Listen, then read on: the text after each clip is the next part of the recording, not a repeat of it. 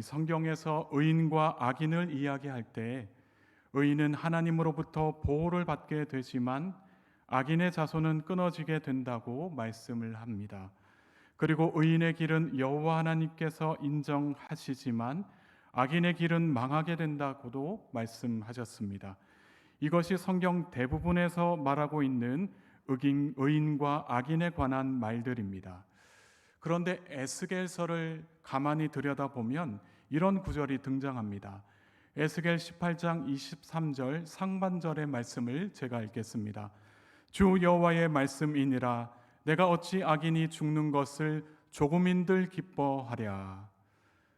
이 말씀은 하나님께서 악인이 죽는 것을 조금 더 기뻐하시지 않는다라는 이야기입니다. 다시 말하면 하나님은 악인이 죽기를 바란 적도 기뻐하신 적도 없으시다라는 이야기입니다. 여러분은 어떻게 생각하십니까? 악인이 죽지 않고 살기를 정말 바라십니까? 사실 우리는 나와 상관없는 악인에 대해서는 그들이 살고 죽는 것이 별로 관심을 가질 만한 일이 아닙니다. 이렇게 생각하면 어떻습니까? 내게 금전적으로나 심리적으로 큰 피해를 입힌 사람이 있다고 생각해 보시기 바랍니다. 열심히 모아둔 피 같은 돈을 보이스피싱으로 몽땅 빼앗겼다라고 생각해 보시기 바랍니다. 그럼 이 피 같은 돈을 전부 가져간 이 악당들이 잘 먹고 잘 살기를 원하십니까? 전혀 그렇지 않습니다. 망하거나 지옥에 떨어지기를 바라는 것이 우리의 마음입니다. 그리고 사회적으로 괴롭힘 문제가 계속해서 이슈화되고 있는데 우리의 마음에 상처를 주는 말과 행동을 반복적으로 하는 사람들에 대해서도 우리는 결코 그들이 평탄하게 지내기를 바라지 않는다라는 것입니다. 악한 자들 전부 하나님의 심판을 받아서 멸망하기를 바라는 것이 우리의 마음입니다. 그래서 한국 전쟁에서 북한군에 의해 가족을 잃어버리고 피난 내려오신 어르신들의 이야기를 들어보면 북한은 절대로 구원받지 못할 나라인 것입니다. 또 일본도 마찬가지입니다. 고통당하고 많은 피해를 입은 분들의 입장에서 보면 악인은 하나님의 구원을 받아서는 안 되는 존재다라는 것입니다. 그래서 일반적으로 우리가 악인이라고 하면 나쁜 사람을 이야기합니다. 이들은 이기적으로 행동하고 남들에게 피해를 주는 것을 아무렇지 않게 생각하는 사람들이다라고 말하고 있습니다. 그런데 성경에서 말하는 악인은 세상에서 말하고 있는 이 악인과는 조금은 다릅니다. 본문 10절의 말씀을 제가 읽겠습니다. 그런즉 인자야 너는 이스라엘 족속에게 이르기를 너희가 말하여 이르되 우리의 허물과 죄가 이미 우리에게 있어 우리로 그 가운데서 쇠퇴하게 하니 어찌 능히 살리오 하거니와 아멘. 여기 성경에서 말하는 악인은 하나님의 거룩한 성품이나 태도와는 상반된 삶을 선택한 사람들을 이야기합니다. 다시 말해서 하나님과의 관계가 단절되어 있고 기본적으로 하나님을 대적하는 자들을 가리켜서 악인이라고 이야기하고 있습니다. 이스라엘은 하나님의 백성이었습니다. 하지만 이들은 스스로 교만하여 하나님을 멀리하고 대적했습니다. 그래서 하나님의 징계를 받게 되었습니다. 하나님의 징계로 정신을 차린 이스라엘은 하나님께 불의를 저지른 자신들의 지나온 삶에 대해서 후회를 하게 됩니다. 허물과 죄를 저지르며 살아왔던 것에 대해서 후회를 한다라는 것입니다.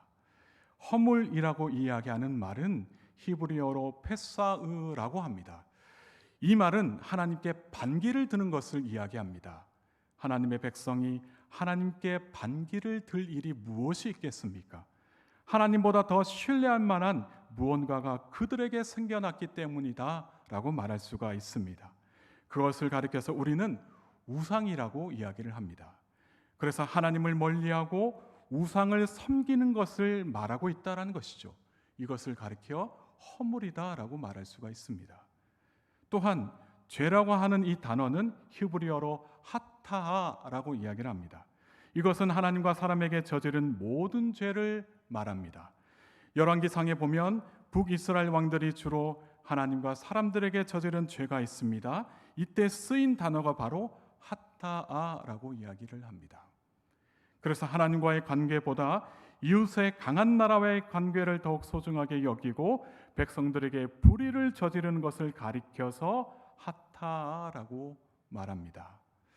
이스라엘은 하나님의 징계를 받기 전에는 허물과 죄 가운데 살았습니다. 허물과 죄로 사는 것이 당연한 삶일 줄 알았는데 하나님의 징계로 인하여 자신들을 쇠퇴하게 만드는 잘못된 삶의 방식이었다라는 것을 깨달았습니다. 자신들이 저지른 죄의 심각성을 알게 되었고 그로 인해 하나님의 심판이 얼마나 떨리고 무서운 것인지를 알게 되었다라는 것입니다. 자신들의 현실이 별로 희망적이지 않고 절망적인 것을 깨닫고 나서야 어찌 우리가 잘 살 수 있겠는가 뒤늦은 후회를 하고 있다라는 것입니다. 그런데 놀라운 사실이 있습니다.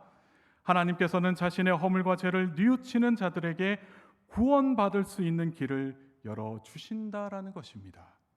단지 뉘우친다고 해서 구원을 받을 수는 없고 하나님께서 죄 사함의 길을 열어주신다라는 것입니다. 그래서 하나님은 선지자 에스겔을 통해 말씀을 하십니다. 11절의 말씀을 제가 읽겠습니다. 너는 그들에게 말하라. 주 여호와의 말씀이니라. 나의 삶을 두고 맹세하노니 나는 악인이 죽는 것을 기뻐하지 아니하고 악인이 그의 길에서 돌이켜 떠나 사는 것을 기뻐하노라. 이스라엘 족속아 돌이키고 돌이키라. 너희 악한 길에서 떠나라. 어찌 죽고자 하느냐 하셨다 하라. 아멘. 자신의 허물과 죄를 뉘우친 자들이 해야 하는 다음 단계는 돌이키는 것입니다. 하나님께서는 자신의 삶을 두고 맹세하십니다. 하나님께서 하시는 맹세는 완전한 맹세입니다. 세상이 끝날까지 절대로 변하지 않는 맹세인 것입니다. 그렇다면 무슨 맹세를 하셨습니까? 악인이 죽는 것보다 잘못된 길에서 돌이키는 것을 기뻐하신다라고 말씀을 하십니다. 그래서 악인이 돌아오기를 간절히 바라고 계신다라는 것입니다.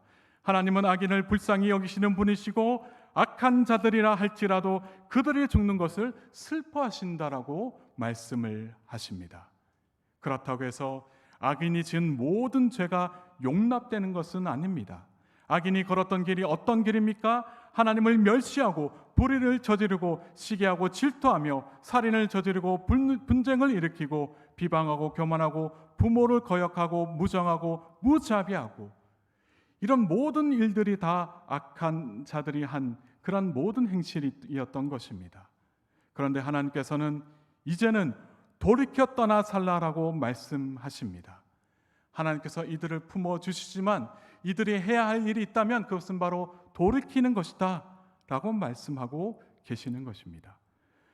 허물과 죄로 가득했던 길에서 벗어나고 하나님을 멀리했던 발걸음을 돌이켜 하나님을 향해 걸으라 라고 말씀을 하고 계시는 것입니다.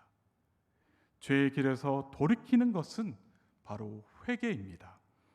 회개는 하나님의 은혜로 자신의 죄를 확인하고 죄로부터 자신을 돌이키는 신앙적인 행위인 것입니다. 회개를 하면 죄를 미워하는 마음이 내 안에 가득하게 되고 늘 죄에서 떠나 살아야겠다는 다짐을 하게 됩니다. 죄의 길을 따라 사는 것을 철저히 포기하게 만드는 것이 바로 회개하는 삶인 것입니다. 이것이 악한 길에서 돌이켜 하나님을 향해 살아가는 사람들의 신앙인 것입니다. 이것이 저와 여러분의 삶인 것입니다. 이렇게 돌아오는 자들에 대해 하나님은 정말 기뻐하고 계십니다. 이 말씀을 묵상하면서 계속해서 누가복음 15장에 잃어버린 아들을 되찾는 비유가 떠올랐습니다. 우리가 잘 알고 있는 탕자의 비유인 것입니다. 둘째 아들이 아버지께 받은 재산을 탕진하고서 먹을 것이 없어 죽게 되었습니다. 자신의 처지를 보니 처량하기가 그지없습니다. 자신의 삶에 대한 후회와 뉘우침만 가득했습니다. 차라리 아버지의 집에 가면 먹을 것도 있고 쉴 만한 곳도 있으니 돌아가야 되지 않겠나 그런 생각이 들었습니다. 그래서 돌아가겠다 마음을 먹게 됩니다. 그리고 돌아가서는 염치가 없으니 아들 말고 종으로 살아야겠다라는 생각을 가지게 되었습니다. 아들은 아버지의 집으로 가고 있습니다. 아버지는 이미 저 먼 곳에서 아들을 보고 있습니다. 잘못된 길에서 벗어나 돌아오고 있는 아들을 보면서 아버지는 그 누구보다도 행복한 얼굴을 하고 있다라는 것입니다. 행복한 얼굴로 아버지는 아들에게 막 뛰어오고 있는 것을 상상해 보시기 바랍니다. 뛰어와서는 아들을 와락 껴안고서 입을 맞추고 너무나도 기뻐하는 아버지의 모습을 떠올리시기 바랍니다. 잃어버린 아들 비유를 통해 악인이 그의 길에서 벗어나 돌아왔을 때 하나님의 기쁨이 얼마나 큰 것인지 오늘 우리에게 말씀하고 계시는 것입니다. 악한 길을 고집하면 멸망당하겠지만 그 길에서 벗어나 하나님께로 돌아오면 하나님이 정말 기뻐하신다라고 이야기를 하고 있는 것입니다. 계속해서 하나님은 의인이 범죄하면 구원을 받지 못하게 될 것이고 또 반대로 악인이 악에서 떠나게 되면 악이 그를 넘어뜨리지 못한다라고 말씀을 하십니다. 12절의 말씀을 우리가 함께 읽겠습니다. 인자야 너는 내 민족에게 이르기를 의인이 범죄하는 날에는 그 공의가 구원하지 못할 것이요 악인이 돌이켜 그 악에서 떠나는 날에는 그 악이 그를 엎드러뜨리지 못할 것인즉 의인이 범죄하는 날에는 그 의로 말미암아 살지 못하리라. 아멘.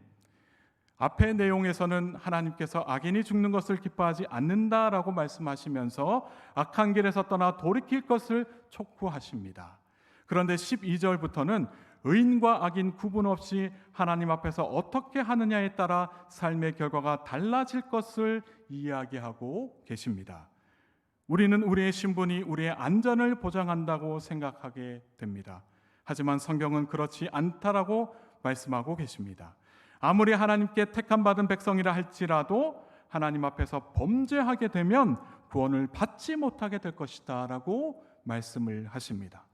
또한 아무리 죄 많은 인생이었다 할지라도 하나님 앞에서 자신의 죄를 자복하고 용서를 구하면 하나님께서는 그의 죄를 다 사해 주시고 하나님의 백성으로 삼아 주신다라고 말씀을 하십니다.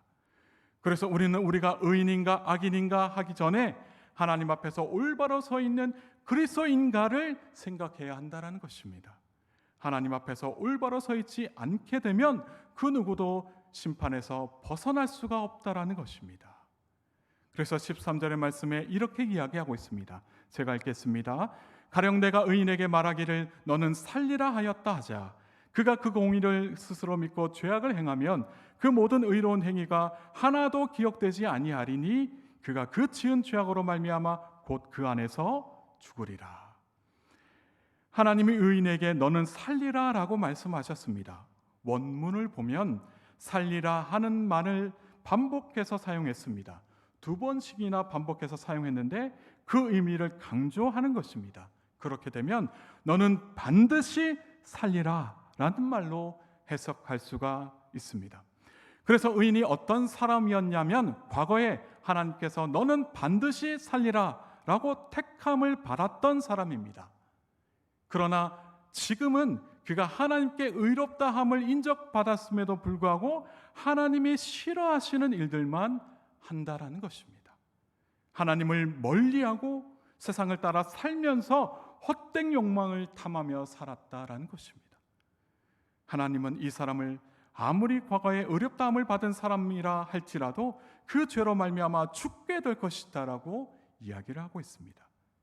어떤 이단의 말을 들어보면 한번 구원받았으면 이후에는 어떤 죄를 저질러도 괜찮다라고 주장을 하고 있습니다. 하지만 이 말씀을 다시 한 번 더 바라보면 이 말씀을 비추어 보면 그 말은 거짓인 것입니다. 우리는 이런 게임에 속아서는 안 된다라는 것입니다. 그리고 14절에서 16절까지의 말씀은 악인의 구원 가능성에 대해서 말씀을 하고 계십니다. 14절의 말씀을 제가 읽겠습니다. 가령 내가 악인에게 말하기를 너는 죽으리라 하였다 하자 그가 돌이켜 자기의 죄에서 떠나서 정의와 공의로 행하여. 악인이 하나님으로부터 너는 죽으리라 라는 말씀을 들었다고 할 때 이 문장도 죽으리라 라는 말이 2번 반복했기 때문에 반드시 죽게 될 것을 악인이 들은 것입니다. 그러나 그가 죽게 될 운명에 놓였다 할지라도 자신의 죄에서 떠나 정의와 공의를 행하게 되면 하나님께서 살게 될 것이다 라고 말씀을 하십니다. 앞의 내용과 같습니다. 악인이 죽는 것을 기뻐하지 않으시고, 하나님은 악인이 죽는 것을 기뻐하지 않으시고 회개하여 돌아오면 살게 된다라고 말씀을 하십니다. 그러나 하나 더 추가된 내용이 있다면, 죄를 뉘우치고 회개한 악인이 정의와 공의를 행하며 산다라는 것입니다. 여러분, 악인이 정의와 공의를 행하며 산다, 어떻게 보십니까? 모순된 삶이 아닙니까? 어떻게 악인이 정의와 공의를 행하며 살아갈 수가 있을까요? 악인은 절대로 정의와 공의를 행하며 살 수가 없습니다. 하지만 하나님의 은혜로 말미암아, 하나님의 능력으로 말미암아, 하나님의 구원하심으로 말미암아 악인도 정의와 공의를 행하며 살아갈 수가 있다라는 것입니다. 이것이 바로 하나님의 은혜인 것이고 하나님의 신비인 것입니다. 정의와 공의는 하나님 나라를 다스리시는, 하나님께서 하나님 나라를 다스리시는 하나님의 통치 원리인 것입니다. 그런데 하나님의 정의와 공의에 대해서 전혀 상관없을 것 같은 악인이 하나님의 은혜로 말미암아 정의와 공의를 실천하며 살게 되었다라는 것입니다. 15절에 악인이 행하는 정의와 공의에 대해 구체적으로 3가지로 기록하고 있습니다. 15절의 말씀을 함께 읽겠습니다. 저당물을 도로 주며 강탈한 물건을 돌려보내고 생명의 율례를 지켜 행하여 죄악을 범하지 아니하면 그가 반드시 살고 죽지 아니할지라. 아멘. 첫째는 저당물을 도로 주라는 것입니다. 저당물이라고 하는 말은 가난한 사람이 돈이 없어서 돈을 빌리려고 할 때에 담보로 내놓은 물건을 이야기하고 있습니다. 사실 이것은 당연히 돈을 떼이지 않기 위해 받아야 하는 담보물이지만, 그런데 이것은 세상적인 관점에서 보았을 때 그렇다라는 것이고, 이 담보물이 어쩌면 가난한 자들에게는 생존과 직결되어 있는 물건이다라고 말할 수가 있습니다. 그래서 율법에서는 저당물을 받는 것을 부분적으로 제한하고 있는 것을 볼 수가 있는데, 당시 가장 많이 저당물로 잡은 것이 무엇이냐면 겉옷이었습니다. 겉옷. 이 겉옷은 옷이기도 했지만 이불로도 사용되기도 했습니다. 그 당시 일교차가 컸던 중동 지방에서는 이 겉옷이 없으면 정말 큰일 나는 것입니다. 얼어 죽게 되어 있다라는 것입니다. 그래서 이렇게 자신의 생명과도 같은 겉옷을 담보로 내세울 수밖에 없는 이 가난한 자들에게 다시 돌려주라는 것이 하나님의 뜻이다라는 것입니다. 이것이 바로 저당물을 돌려주라라고 하는 하나님의 말씀인 것입니다. 또한 둘째는 강탈한 물건을 돌려보내라라고 말씀을 하고 계십니다. 이 강탈이라고 하는 말은 남의 물건을 강제로 빼앗는 것을 이야기하고 있습니다. 그래서 율법에서는 이런 죄악을 엄히 금하고 있습니다. 하지만 이스라엘 사회에서는 다른 사람의 물건을 빼앗는 사례들이 빈번하게 일어나고 있다는 것입니다. 그래서 선지자 이사야도 이것에 대해서 지적한 적이 있습니다. 이사야 10장 2절의 말씀을 제가 읽겠습니다. 가난한 자를 불공평하게 판결하여 가난한 내 백성의 권리를 박탈하며 과부에게 토색하고 고아의 것을 약탈하는 자는 화 있을진저. 이 강한 자들은요 절대로 빼앗기지 않습니다. 강탈당하는 자들은 오히려 가난하고 약한 자들이었습니다. 그래서 성경은 단순히 강탈한 물건을 돌려보내는 것이 아니라 그들에게 입힌, 가난하고 약한 자들에게 입힌 물질적이고 심리적인 피해도 보상해야 한다라고 이야기를 하고 있는 것입니다. 이것이 바로 하나님의 정의와 공의인 것입니다. 또한 세 번째는 생명의 율례를 지켜 행하는 것입니다. 이 율례라고 하는 말은 재판의 판결 기준이 되는 법령을 이야기합니다. 그래서 생명의 율례라고 하는 것은 새 생명을 허락하신 하나님의 말씀을 의미하고 있습니다. 죽었던 우리가 다시 살게 되었다면 이제부터는 살게 하신 분의 뜻을 따르며 살아야 한다라는 것입니다. 그래서 과거에는 악인으로 살았지만 이제는 하나님의 백성으로서 하나님의 말씀을 따라 살아야 한다. 생명의 율례를 따라 살아야 한다라는 것이 하나님의 말씀인 것입니다. 이것이 죄에서 돌이켜 하나님께로 돌아온 자들의 삶이다라고 말할 수가 있는 것입니다. 사랑하는 성도 여러분, 우리도 하나님을 잘 믿고 있다라는 이 자만에 빠지지 말아야 할 것은 오늘 소개하고 있는 이 악인은 다름 아닌 이스라엘 백성들을 말하고 있습니다.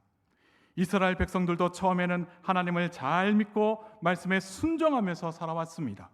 어느 순간 이들이 세상에 빠져서 하나님을 멀리하고 하나님과 이웃들에게 불의를 저지르는 죄를 저지르게 되었다는 것이죠. 그래서 우리는 늘 하나님 앞에서 겸손하게 살아야 한다는 것이죠. 하나님 앞에 있으면 우리의 죄가 드러나게 되어 있기 때문입니다.